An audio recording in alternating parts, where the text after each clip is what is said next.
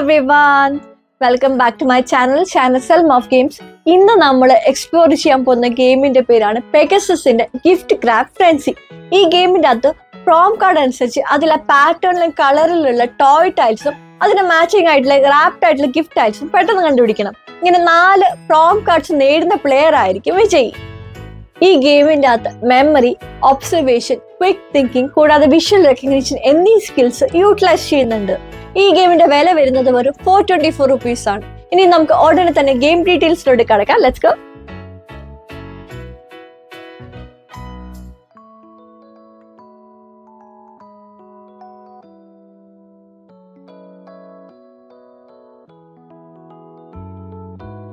Tiles 2 piles ആയിട്ട് divide ചെയ്യുക. ഒന്ന് ടോയ് ടൈൽസ്, മറ്റൊന്ന് റാപ്ഡ് ഗിഫ്റ്റ് ടൈൽസ്. ഓരോ പൈലും 20 ടൈൽസ് ഉണ്ട്.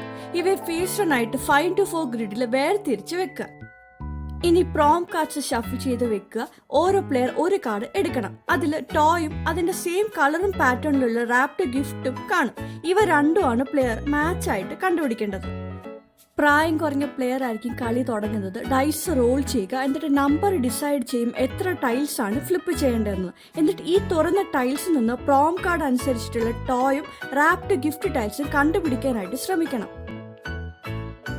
ഇങ്ങനെ തുറന്ന ടൈൽസിൽ നിന്ന് മാച്ച് കിട്ടിയാൽ പ്രോം കാർഡ് പോയിന്റ് ആയിട്ട് കയ്യിൽ വെക്കണം. എന്നിട്ട് മാച്ചിങ് ടൈൽസ് ഗ്രിഡിൽ നിന്ന് റിമൂവ് ചെയ്യണം. ഡൈസിൽ 1 വന്നാൽ വീണ്ടും റോൾ ചെയ്യണം. പുതിയ നമ്പർ അനുസരിച്ച് അത്ര ടൈൽസ് ഫ്ലിപ്പ് ചെയ്യണം. പക്ഷെ ഈ ടൈൽസ് ഫേസ് അപ്പ് ആയിട്ട് ഗ്രിഡിൽ തന്നെ വെക്കണം അടുത്ത പ്ലെയറിനെ കാണാനായിട്ട്. മാച്ച് കിട്ടിയില്ലെങ്കിൽ പ്ലെയറിന്റെ ടേൺ അവസാനിക്കും. പക്ഷെ ടൈൽസ് തിരിച്ച് മറക്കരുത്. 1 റോൾ ചെയ്തുകൊണ്ട് അവ ഗ്രിഡിൽ ഓപ്പൺ ആയിട്ട് തന്നെ തുടരണം. ഇവിടെ മാച്ച് കിട്ടിയില്ല, അതിനാൽ ടേൺ പാസ് ചെയ്യണം. ടൈൽസ് ഓപ്പൺ ആയ ഗ്രിഡിൽ തന്നെ ഇരിക്കും അടുത്ത പ്ലെയറിനെ കാണാൻ. ഡൈസിൽ 1 വരാത്തപ്പോൾ ഗെയിം പ്ലെയേഴ്സിന് മെമ്മറി ടെസ്റ്റ് ചെയ്യുന്നു. ടൈൽസ് എവിടെയുണ്ടെന്ന് ഓർക്കണം, ശരിയായി ടോയും ഗിഫ്റ്റ് ടൈലും ഫ്ലിപ്പ് ചെയ്യാനായിട്ട്. ഒരു പ്ലെയർ മറ്റൊരു പ്ലെയറിന്റെ പ്രോം കാർഡ് മാച്ച് ചെയ്യാൻ കഴിഞ്ഞാൽ ആ കാർഡ് തട്ടിയെടുക്കാം. അപ്പോൾ കാർഡ് പോയ പ്ലെയർ പുതിയ കാർഡ് എടുക്കണം.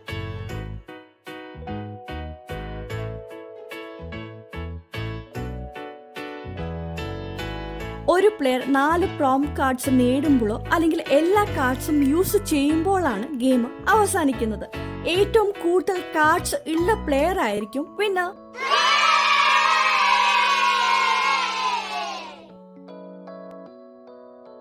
സാധാരണ പോലെ തന്നെ സെറ്റപ്പ് ചെയ്യുക. ഈ വേർഷനിൽ ഡൈസ് ഉപയോഗിക്കത്തില്ല. ഏറ്റവും പ്രായം കുറഞ്ഞ പ്ലെയർ ഒരു പ്രോം കാർഡ് എടുക്കണം.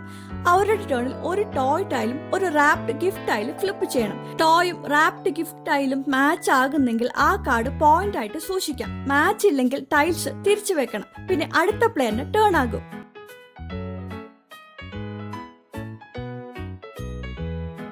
മറ്റൊരു പ്ലെയറിന്റെ പ്രോം കാർഡിന് മാച്ച് കിട്ടിയാൽ ആ കാർഡ് ആ പ്ലെയറിന് സ്നാച്ചും ചെയ്യാം.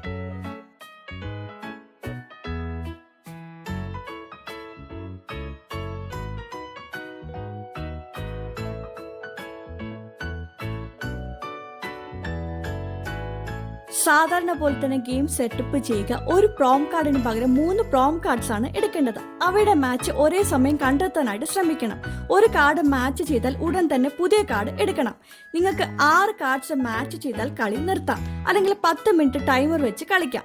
ഓരോ തവണ നിങ്ങളുടെ സ്കോർ ബീറ്റ് ചെയ്യാനായിട്ട് ശ്രമിക്കാം.